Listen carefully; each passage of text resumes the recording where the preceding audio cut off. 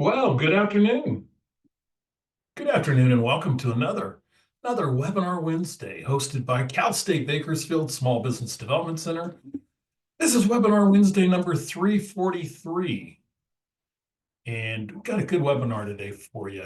It's going to be a fantastic presentation. We can talk about some economics, got a little things on our capital quarter. So let's get this show on the road. And we have our economics expert back. So we have Dr. Mark Evans again back with us to talk about what is hot these days, and that is the economy and where is it going.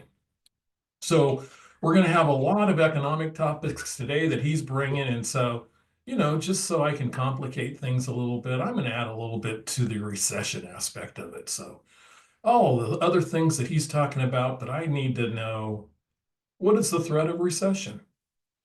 So we are also going to have news and information and resources that are going to help you thrive. Our capital quarter today is going to focus on potential funding bungles with recession. So maybe some things you want to get in line if, and I say if, there is a recession. Also, your questions will be answered live today after the presentation. So go to the Q&A box and put that in there. And also, our resources are going to be in today's chat box. So Maureen, our Webinar Wednesday producer, will be manning the chat box, and she will be putting all the resources that we talked to.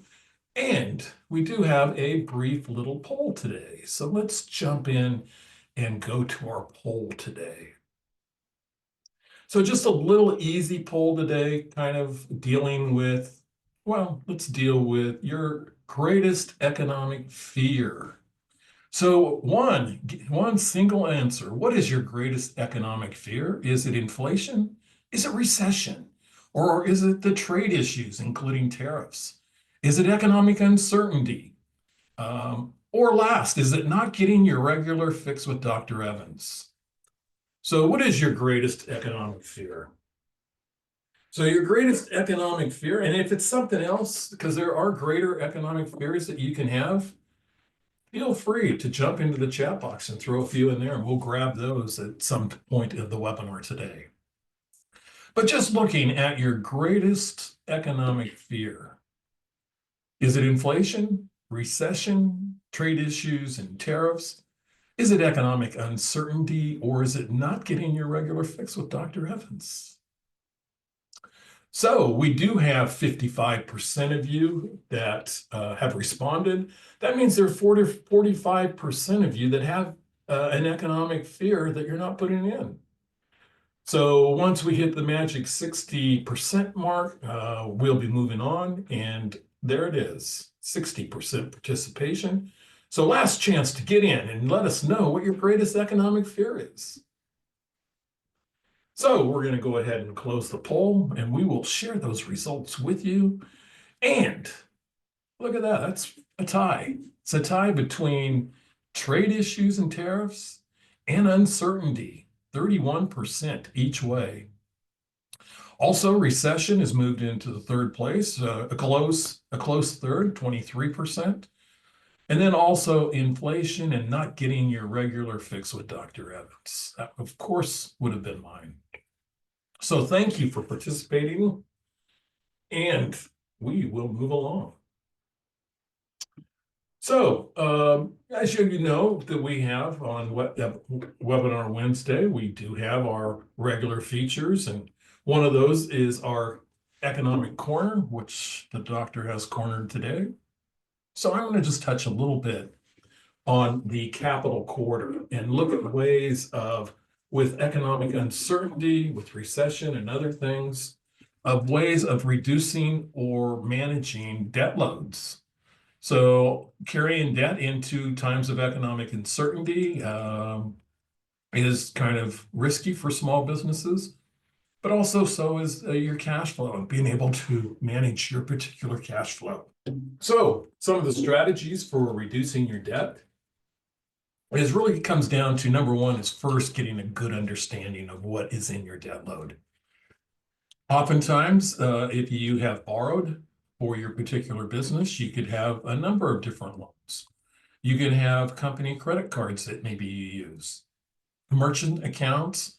Maybe you've taken on one or two of those dreaded fintech, very high interest rate, but you can get them very quickly.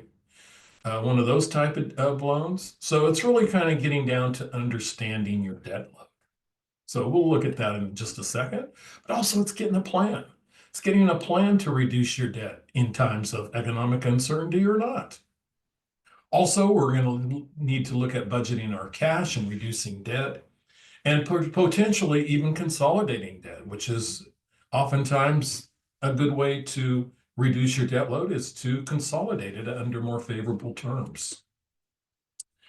So, I kind of like this old weighted average cost of capital. And this is kind of it's a great equation here, the weighted average cost of capital.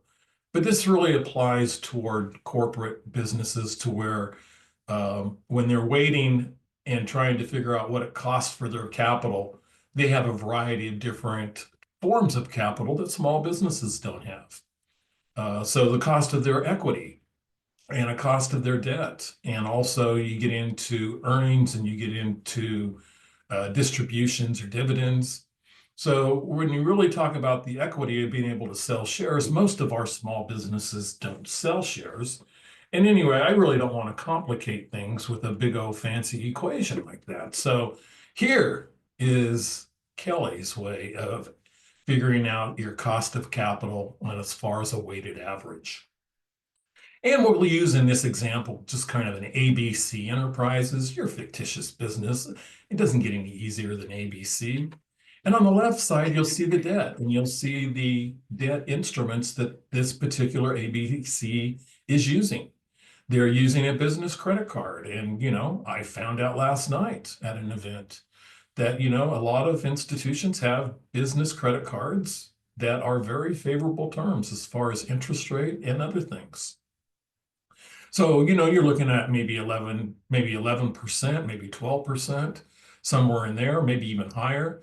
And ABC has already got about a $37,000 balance on that.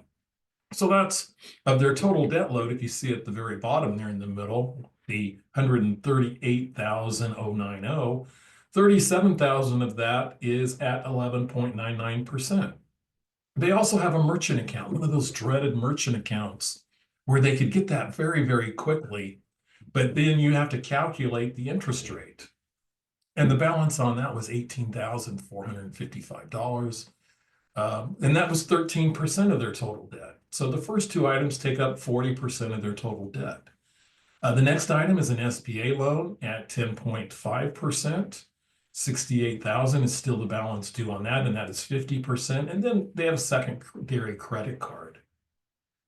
So the reason we want to construct this particular cost of capital is to kind of see, and it's kind of intuitive of what is the capital that is giving you the biggest worry, but laying it out on paper and really understanding exactly how much of that total debt and how much that is, and then what everything makes up. So what we do here is, we see we have the debt with the business credit card, the merchant account, the SBA loan, and also the other credit card for a total of 138. So even though you have various interest rates, we now know that the total interest rate that you are paying for your firm is 14.89%. That is if your firm is ABC Enterprises. So it's a good way to, number one, understand what your total debt is, the cost of what your total debt is. Here it's 14.89%. And also look at other things that are a little more subjective, such as the terms.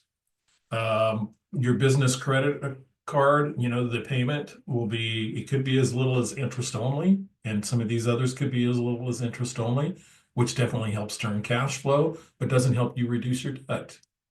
So you want to look at the terms. They might be prepayment penalties. Oftentimes these merchant accounts, they prepay the interest out of it. So if you have a merchant account that you got a $20,000 loan and you're paying it back and you're at $18,000 now, you've heard me say this before. you've already paid the interest on it. You might as well pay it off over the whole 18 months, because even though it's a high interest rate, you're not saving anything by paying that off early. Your SBA loan, you can look at maybe prepayment, but that is your cheapest form of debt. So you wouldn't want to pay it off first. If you look at things that you'd want to pay off first, it'd be your merchant account or your credit card, as they have the highest rates. That is, if you don't have that issue with the merchant account already paying interest in that. So that's one of our strategies in looking at what your cost of capital is by weighing the averages and kind of looking at it from a small business perspective and not some corporate weird looking algorithmic equation. So again, just to recap, you're going to want to understand the terms and the conditions of your debt. Some of the examples, like ours, we showed a hodgepodge, 4 different sources of capital. And also you need to understand the prepayment and other prohibitive statutes, and your average cost of capital, identify it moving forward. But really, a lot of your debt, like the merchant cards and some others, might not even show you what the interest rate is. And so we need to take out our annual percentage rate calculator that we have here at the SBDC and calculate that for you. So other ways of reducing debt is a cash flow forecast, and really working with cash flow and to try to understand when you're going to have more demanding periods on cash and less demanding periods on cash. And at the SBDC, we use this little Excel spreadsheet. This was our pandemic version spreadsheet, as you can see. And it's all ready to do, because you see it is a forecast. So what you're going to do, of course, is to start, let's say you start doing this in May. So the first month, what you do is jump into May, put your cash that you have on hand on May 1, and then you'll list or project what your sales are going to be. If you have all cash sales, it's simple. If you have credit sales, you need to understand when those sales are going to come in. If your business sells on terms of net 60 days, your customers are going to take 60 days to pay you. And a sale in May is actually going to be cash that you realize in July. And there's your expenses. You come down. Anyway, it's a great tool. Talk to your local SBDC advisor, or come in here at the SBDC and we'll help you understand cash flow a little more. So our community calendar is back. We have an event next week at CSUB.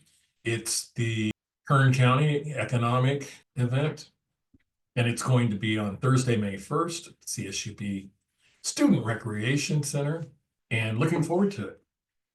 Also, our free hotline for employers. Here's counties throughout the Central California region, of course, here in beautiful downtown Burbank, or beautiful downtown Bakersfield for that matter. We are actually serving Kern, Inyo, and Mono County, so there's your number. Also, Tulare County has its number. So each county has a number. Pick your county if you're not here in Kern County or Inyo or Mono, and call for free human resource hotline information. It's information that's provided by the California Employers Association. We vetted it and really have had great results. Our CSUB SBDC YouTube, and you can actually jump in there and go back and see any of our webinars that have been done. Virtually, we have about 300 videos there now, and you can go back and, hey, the way I like to say, if you haven't seen it, it's new to you. So use it for particular business topics that'll really help you and move on down the road. We'll be back next week with webinar series number 344. We're going to be talking about transitioning businesses that are looking to sell. And there's a few kind of really interesting new concepts on employee-based or employee-owned businesses. So we're going to talk about that with Michael Ballstadt. He'll probably talk about his book coming out on the same topic. So those are the things that are coming up on Webinar Wednesday. You can contact us, go to csubsbdc.com, and you can actually sign up for SBDC services that are confidential, no cost, no obligation, and meet with one of our expert consultants. Okay, so that brings us to today's special guest. And our special guest is Dr. Mark Evans, the emeritus economics professor, over 40 years at CSUB, served as the economics department chair, the associate dean of the College of Business and Public Administration, and elected to the CSUB Faculty Hall of Fame in 2023. If those aren't great enough accomplishments, he is also our Webinar Wednesday resident economist. He's here today. Dr. Evans, it's great having you in here. Good afternoon, everyone. Thanks for tuning in. I thought what I would start with today is last time I was here, we were talking about the issue that small businesses often identify, and that is competition with larger businesses for employee retention. So in that context, I presented a slide last time where I calculated the pay gap between small businesses in Kern County and just the average pay rate in Kern County, what the gap was. And then I made a similar calculation to calculate the gap for the state of California as a whole. And I found that within the Bakersfield MSA, that gap is only $2,400 or less than 5%, while for California at large, the average compensation in a business with less than 50 employees, the gap over the state average was $22,000, which represents a 27% gap. So we thought, well, maybe we have a little bit easier time of it here, competing for employee retention. But that raised the issue, why does the gap differ so much? So I spent a little time trying to figure that out since that session, and here's what I came up with. Okay, this is the average pay in Kern County by firm size in late 2023, which is the last quarter of available data. And I separated it out for agricultural firms and non-agricultural firms. And I found a really interesting pattern where for non-agricultural firms, it's probably something like you'd expect. The smaller the business on average, the less they paid their average worker. But what I found was that for agricultural firms in Kern County, and remember that agriculture is a large sector, so it could drive these averages if you're looking at all firms combined. As expected, the average pay in agricultural firms was $37,000, which is less than the all county average.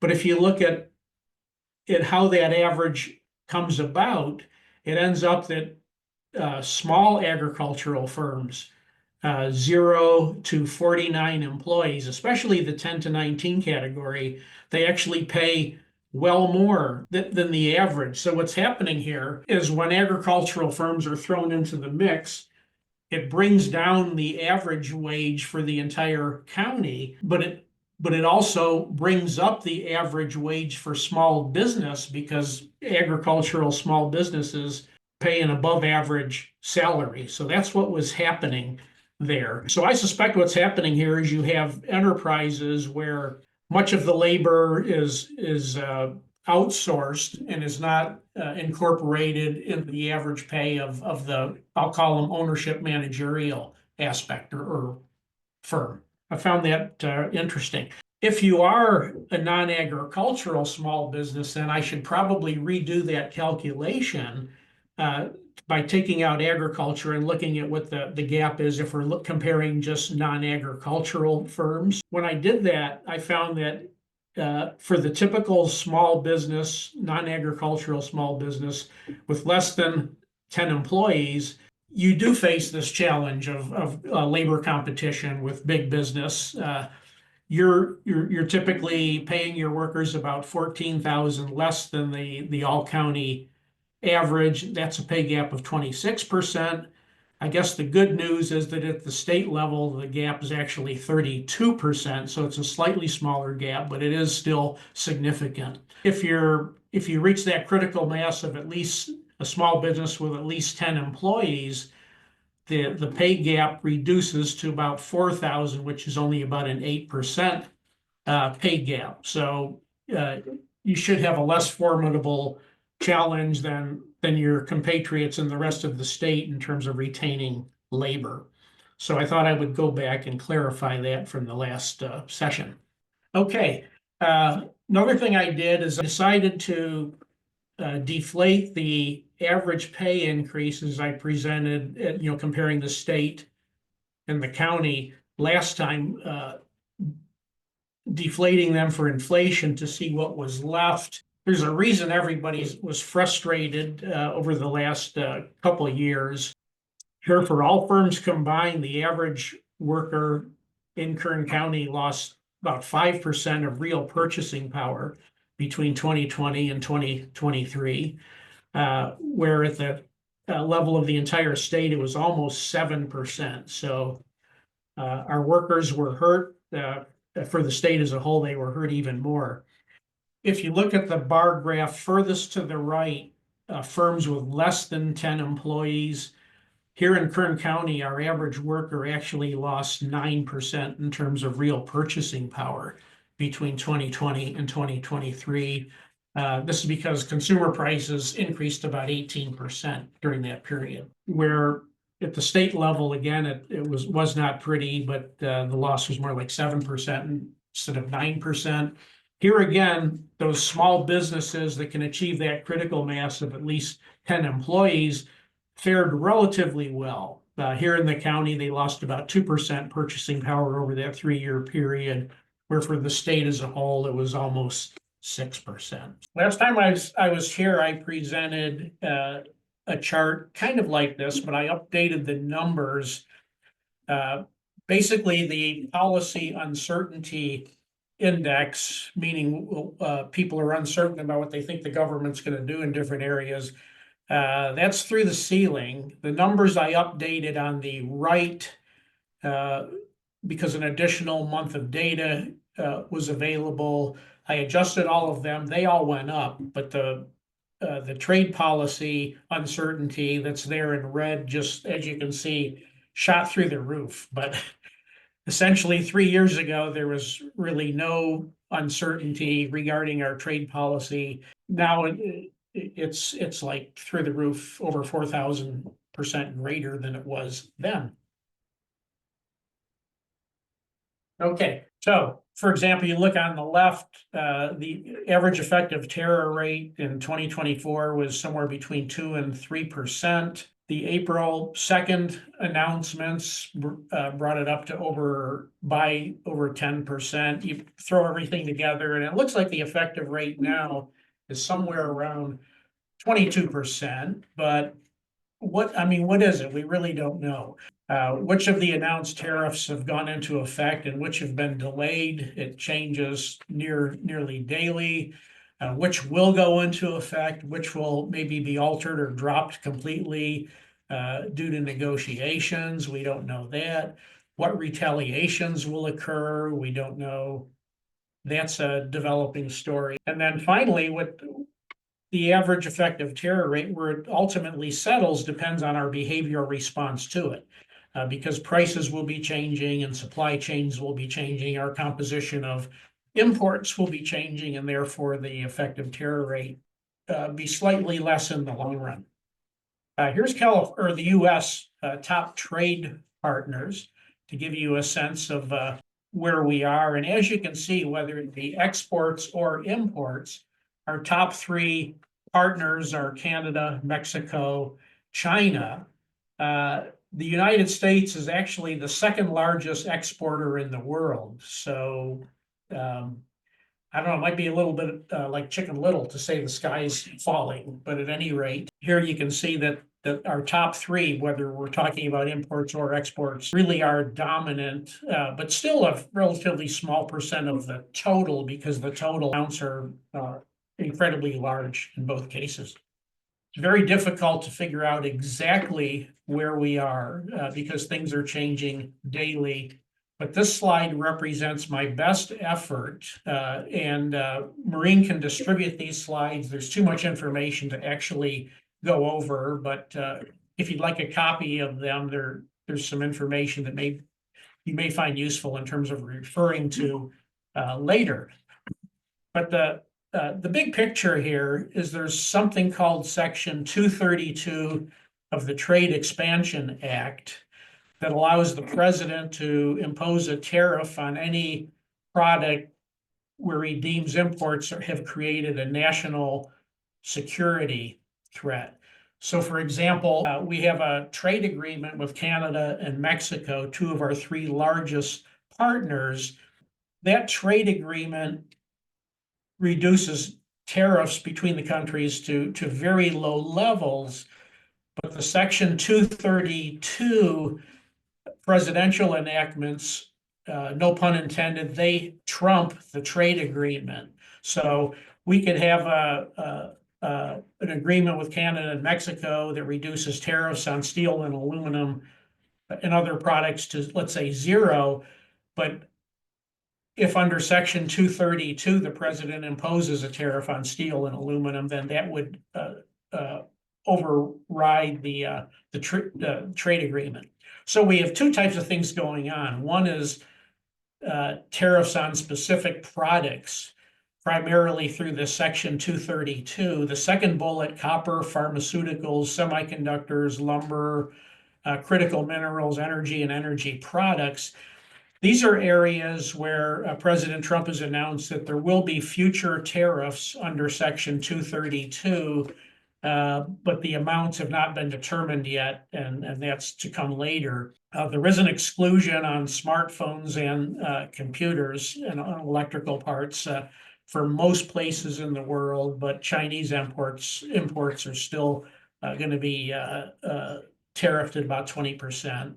Just about everything that we export or import from Canada or Mexico will be made compliant with the trade agreement. But then again, the issue is how far the Section 232 expands. There are no imports imposed on Russia, China, North Korea, and Belarus because the level of trade is basically not non-existent, but very close to non-existent. Okay, if you look at it from the point of view of countries, China, it's currently 145%, Canada, 25%, Mexico, 25%, all other countries, 10%. And then there's these reciprocal tariffs that were announced on April 9th, a week later, that were from 10 to 50% on each country where we currently have a trade deficit in terms of goods. Sales of services were ignored in calculating these. So this uncertainty definitely hits home if you look at California's Central Valley trade. The chart the table on the left shows the metropolitan statistical areas that are part of the Central California SBDC region and what their exports were in 2023. So you see Bakersfield MSA, which is Kern County, $4 billion worth of exports in 2023. Fresno, another $3 billion. And then for the region as a whole, it was $12 billion. The chart on the right shows California's largest exports and imports in terms of product groupings. So what you see in terms of exports is for the state, most exports are manufacturing products plus agricultural products and processed food. So all of those are basically going to be subject to potential retaliation. On the import side, what we're primarily importing into California, again, it's a lot of the same products, but different specializations. But you do see crude petroleum there on the right, and there is a push at the national level that would favor oil production But we have the Sacramento to deal with too, so it's, I don't know how that's gonna play out.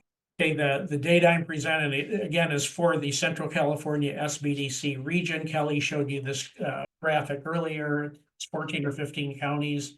Here I've listed the major MSA in each of the 6 service regions. And the data I present is basically an aggregation of these 6 service regions or MSAs.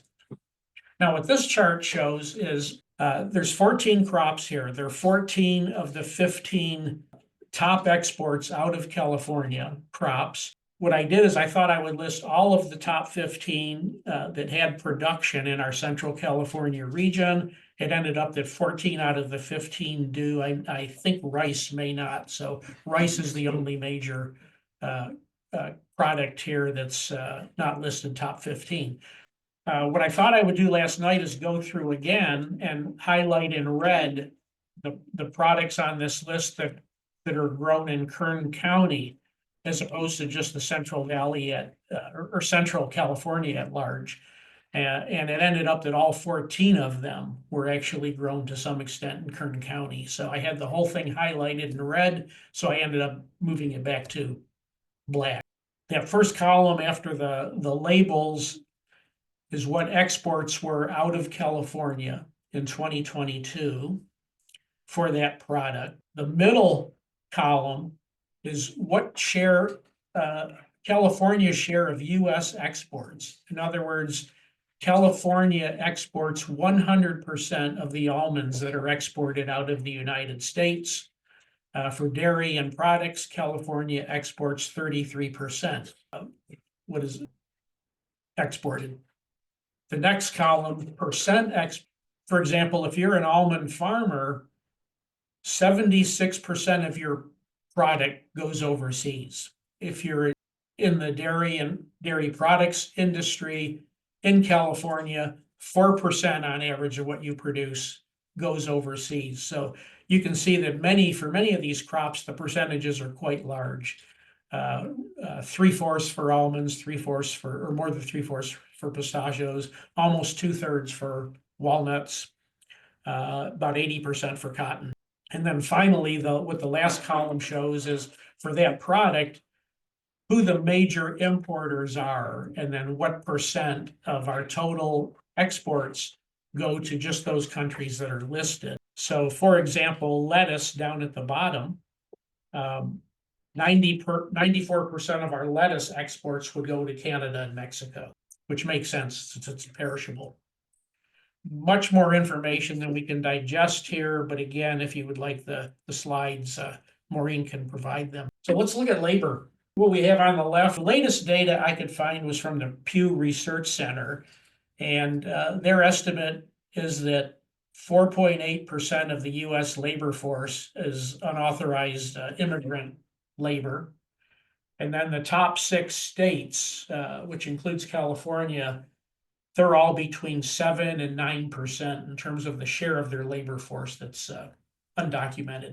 And then on the right, we have some, just zooming in on California, there's about 1.5 million as of, I believe this was, 2022, I think, undocumented workers, 7.2% of the labor force.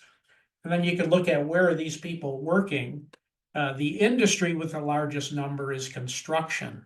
The industry with the largest percentage of workforce that's undocumented is agriculture. So construction and ag. If you look at it in terms of what occupations these people are in, the occupation that has the highest number of undocumented workers are the service sectors, and the occupation with the largest percentage of the workforce being comprised of unauthorized immigrants is farming. So I think agricultural employment is potentially at risk. Where are these people working? This is a pie graph of agricultural employment divided into several regions, and you can see the San Joaquin Valley employs roughly 1/2 of the entire state's agricultural workers. Sacramento Valley, about 7%, Central Coast, about 17%, South Coast, around 18%. So half of the agricultural workers, and that'll be a targeted industry, are here in the San Joaquin Valley. So we got some challenges going forward. First challenge, I think, is the emerging retaliations. Canada, for the most part, is just retaliating measure for measure with the tariffs that are being imposed under Section 232. That's basically what's happening there. China, it's just I'll raise you another 20%, and it goes on and on and on. But I think what's coming out today is that a realization that these numbers can't hold and they have to be negotiated down. And I think the market's responding positively to that yesterday and today. But it looks like whatever retaliations are there or that remain will include meat and farm products. So we are vulnerable. We've imposed a tariff on, or Trump has dropped the tariff on critical minerals from China. And China's responded by saying, okay, well, doesn't matter. We're not going to send you anything anyway. Again, EU, their retaliations are delayed, but farm produce is a major part of it. Now, where are we going forward? I think there's a lot of uncertainty. What does that imply in terms of consumer spending? What does it imply in terms of business investment? If you're a consumer, you have some purchases that are discretionary, some that are durable goods that you can postpone possibly. All of business investment is forward-looking. In terms of the export sector, you have retaliation measures that are they're unfolding. We don't know exactly what they're going to be. Whatever the effective tariff rate is, it will be much higher than the 2 to 3% that we inherited. On top of that, the dollar is weakening, which drives up the price of imports. And then we have all sorts of supply chain disruptions that are adding costs in terms of supply chain. Labor force, we have the risk of the deportations. Interest rates, I think, well, let's go down on Fed. I think if the Fed's faced with a stagflation dilemma, I think their approach is going to be to try to let the inflation pass through as temporary and focus on maybe trying to lower interest rates. But at the same time, all they can control is the bank overnight rate. And if international investors really don't want to hold as many US bonds as they have historically, then the bond sell-offs could really offset the Fed's ability to try to stimulate the economy if we do go into a recession. And there's always that, not always, but there appears to be some fear of a black swan type major event where the budgets that are being passed greatly increase the deficit, the recession further erodes tax revenues, bond flight increases interest rates, and then the federal deficit just starts feeding back on itself. And then even potentially that these higher rates, if foreigners actually continue flighting, their flight away from the dollar, will that increase in interest rates create problems for some of the leveraged hedge funds? And with that, sorry to be a downer. Here we go. Gosh, Debbie Downer. All over the place. Hey, doctor, get in here. What I was going to show you a little earlier was this. We were going to jump in and kind of look at recession and look what's going on as far as recession, if we can pull that up again. And there we are. At least we should be able to see that. So what we have here is the likelihood of recession of the next 12 months, and they have respondents from a few dozen economists. It's great because if you scroll across, you'll see the first one is Christopher Thornburg, who's done some work in Bakersfield, Southern California-based economist for Beacon Economist. And he's been at the Economic Summit, which is coming up for several times. But he won't get it this time. So we're seeing here that his likelihood of recession in 12 months in January was 5%, and now it's 30%. And moving along, a number of other economists. And the one thing you see is that the the January survey and the April survey all shows a much greater opportunity for inflation or for recession. So, Michael Brown from Visa, 15% in January and now 30. And moving on along to a number of different ones to where we come all the way down to the end to where we have an economist who January 65% and now 99%. So in kind of cruising through some of these projections, Doctor, in January, what was your survey as far as the likelihood of recession?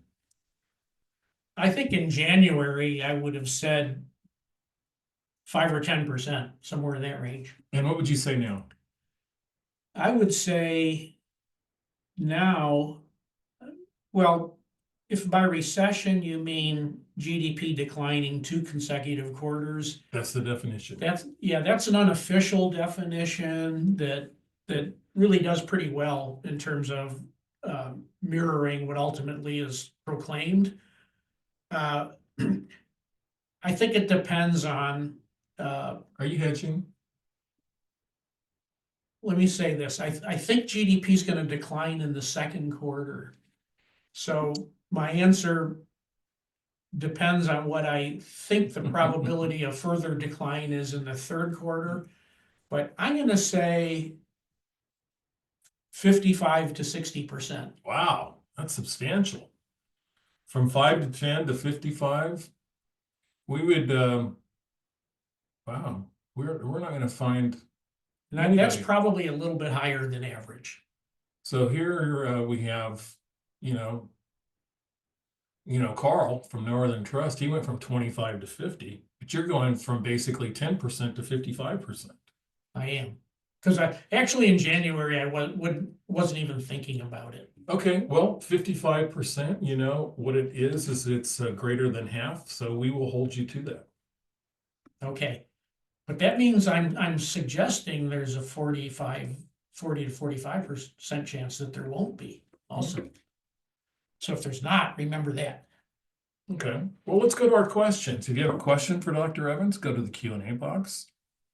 First question is, how many federal jobs in Kern County have been axed by the current administration? I'm sure you carry that number around with you everywhere you go. I do, but I had it in my pocket and I forgot to bring that slip of paper today. Wouldn't it be difficult to calculate that right now? I think people don't even know if they've been fired or not because, but I would say on the, most of it's on the east side, military related.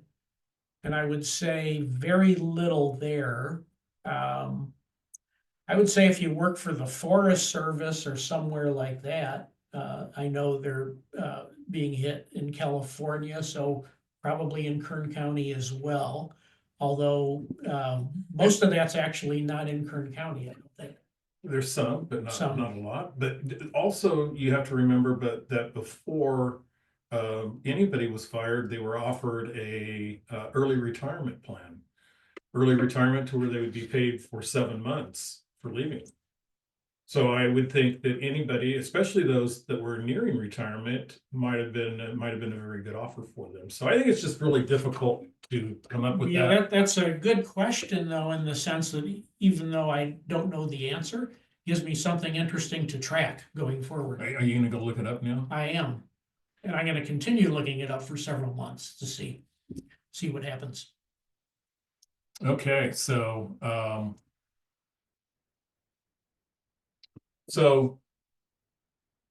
here in our chat box, Maureen's got a number of things in here.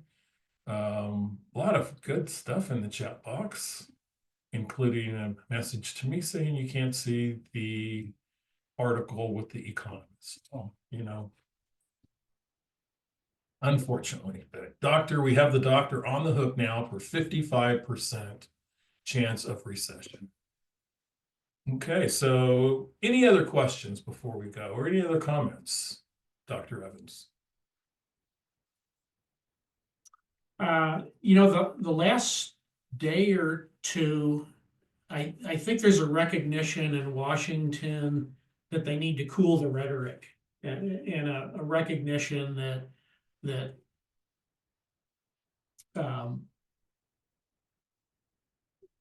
really the China thing is serious, and they got to get down to actually addressing the issues and minimizing the rhetoric. Same thing with the Federal Reserve Board chairman, but Trump was very conciliatory today regarding Jerome Powell, and that he has no intention of firing him. Sometimes he just disagrees with him a little bit. The So, Federal Reserve Federal Chairman Reserve of the Chairman. Federal Reserve Bank. yeah, so I think those are good signs, Mhm. and possibly they could form a foundation for alleviating a lot of the fear that's out there. And for those interested in Dr. Evans' slides, those will be out with an email that will come to you, which will have a copy of the recording. And also a number of the links that are available, and also the slide deck will be available to you at that time. Also, one last question. Will we see an impact in new construction material costs? I would say yes. But I do not know what the percent is. I know lumber's an issue, mainly from Canada. And to what extent that becomes a regional issue, and to what extent, it spills over to other regions, I don't know. Okay. But, Well, since I like to play an economist on the internet, I'm going to give you my own recession. And I'm saying that there is only going to be a 30% chance of recession. And since I play an economist on the internet at times when you're not here, the reason I am doing that is because I think the first 2 quarters are going to be insulated from people making both tariff decisions and businesses to import and to import a lot of materials early on, and also homeowners that were looking at tariffs also and getting ahead, making capital purchases. And I figure that buys us 6 months, and by 6 months, the rest should be figured out, being the optimist that I am. yeah, one 25%, you just had me lower. Okay. 25. One interesting to look at when the first quarter data comes out is if people really stocked up on imports subtract from GDP. So there will be a large increase in the inventory investment category, but a lot of that's going to be imports. So it'll be interesting to see how that actually washes out in terms of first quarter GDP. Okay. But I think neither one of us are expecting the first quarter to be negative at this point. If the first quarter ends up being negative, a lot of those real-time indicators, for example, the Federal Reserve Bank of Atlanta has some kind of a real-time index of GDP that has been projecting negative growth in the first quarter, but they're the only ones that are projecting that. So I think it's going to be a close call, and I think we should put maybe a Modelo beer on this, or some sort of a way. Oh, in our recession bet? Yeah. Sure. Sure. Okay. Okay. Sure. I gamble occasionally. Especially, why wouldn't I gamble going up against the opportunity, the chance of recession against an economist, huh? That's right. You could then claim. I like a sure thing. You could just fire me and name yourself the resident economist. I don't think I would ever do that, at least in this lifetime. Why not? Okay, everybody, that wraps it for webinar number 342. We'll be back, 343. We'll be back next week with 344. Everybody have a great week, and we'll see you then. Bye-bye.